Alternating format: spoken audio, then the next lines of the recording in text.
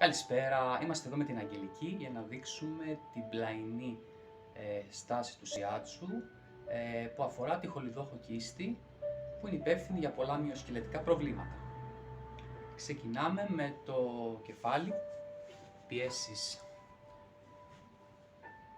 γύρω από τον κρόταφο, σταθερά και αργά. Υπάρχουν και άλλοι μεσημβρινοί που διατρέχουν την πλαϊνή θέση, όπως ο τριπλός θερμαστής.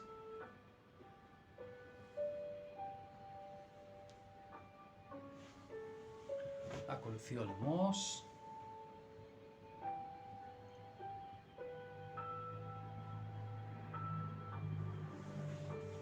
Συνεχίζουμε με περιαγωγές γύρω από την ομοπλάτη.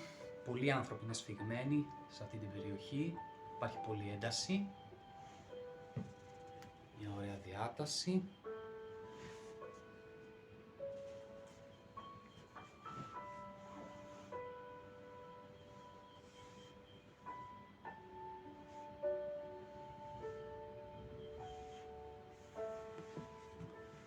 Ωραία, ανοίγουμε ομαλά και το πλαϊνό μέρος.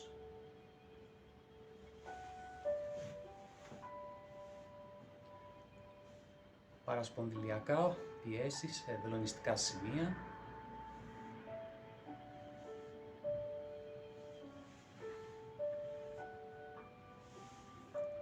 Και ένα πολύ σημαντικό σημείο στο γλουτό, το χολιδόχο κίστη 30, που είναι υπεύθυνο για πόνους στη μέση.